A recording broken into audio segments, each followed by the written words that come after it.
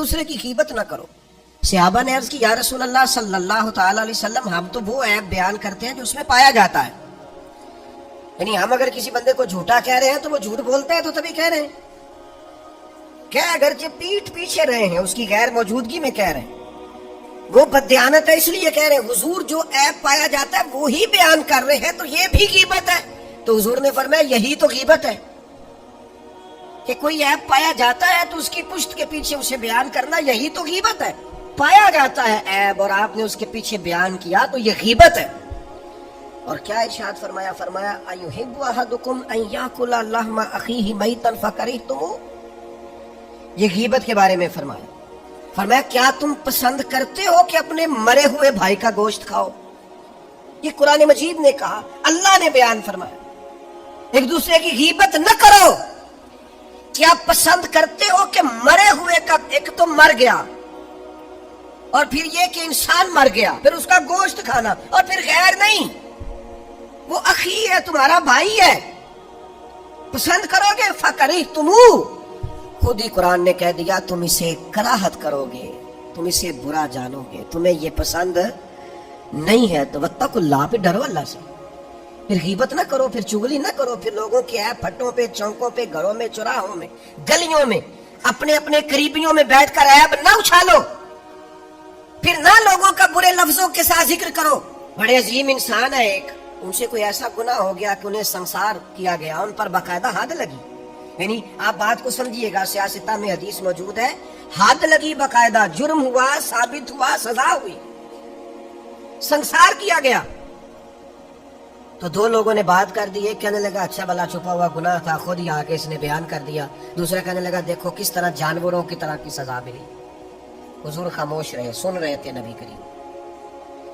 بعض چیزوں کے بارے میں شریعت کے احکام اتنے سخت ہیں اور ہم ہیں کہ اس میں پوری طور پر ملوث ہیں.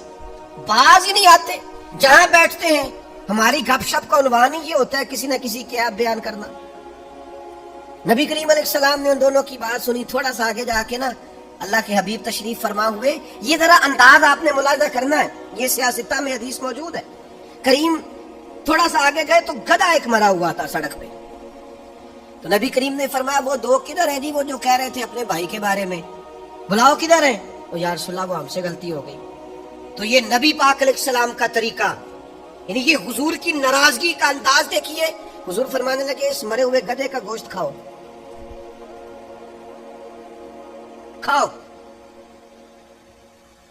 تو کہنے لگے یا رسول اللہ یہ تو نہیں کھایا جاتا. تو فرمایا پھر تمہیں خیال نہیں آیا, تم نے اپنے بھائی کی غیبت کی, اس کا گوشت کھایا.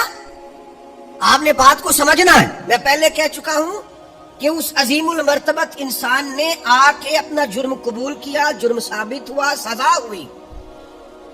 لوگ کہتے ہیں جی میں سچی گل نہیں کی ہے, یہی کہتے ہیں نا, وہ جی میں کچھ جھوٹ بول رہا ہوں, میں نہیں کرتا ہے. او بھائی یہی غیبت ہے, یہی مردہ بھائی کا گوشت کھانا ہے. یہ جو بڑا پکا پیٹا ہو کے کہہ رہا ہے نا وہ جی میں سچ ہی بول رہا ہوں, تو یہ جا کے اس کے منہ پہ بولنا, یہ ادھر کیوں بول رہا ہے. آ کر جرے سامنے کھڑا ہو, میدان میں آ. طاقت تو تیری یہ ہے نا, تو سامنے بات بھی نہیں کر سکتا, تیرے اندر ہمت ہی نہیں, تو بزدل ہے. تو گھر میں بیٹھ کے بات کرتا ہے, اپنے قریبیوں میں بیٹھ کے بات کرتا ہے, سامنے آ, میدان میں بات کر اس کے سامنے, اگر سچی ہے تو جرت کر. پھر یہ آپ غور کریں, جرم ثابت ہوا, اس پر سزا کا اعلان ہوا, سزا ملی. سزا ملنے کے بعد وہ شخصیت وصال کر گئی, انتقال کر گئی. اس کے بارے میں بات ہوئی تو نبی کریم اتنے ناراض ہوئے. حضور فرمانے لگے تم یہاں اس کے بارے میں باتیں کر رہے ہو اور وہ جنت کی نہروں میں غوطے لگا رہا ہے. جرم ہو گیا تو کیا ہوا, گناہ ہو گیا تو کیا ہوا, اس کی توبہ کا انداز بھی تو دیکھو نا, دیکھو نا وہ کیسے آیا ہے, اظہار کیا. تم یہاں باتیں کر رہے ہو, وہ تم جن لوگوں کے بارے میں باتیں کر رہے ہو جنت کناروں میں غوطے لگا رہے. تو ہمارے رویے, ہماری غیبتیں, ہمارا انداز بعض اوقات اتنا کمزور ہوتا ہے کہ وہ سمجھ نہیں پاتے کہ بھلا ہم کیا کہہ رہے ہیں. تو ذرا کسی کے بارے میں بات کرتے وقت, غیبت کرتے وقت تھوڑا سا نا سوچ لینا چاہیے, تھوڑا غور کرنا چاہیے.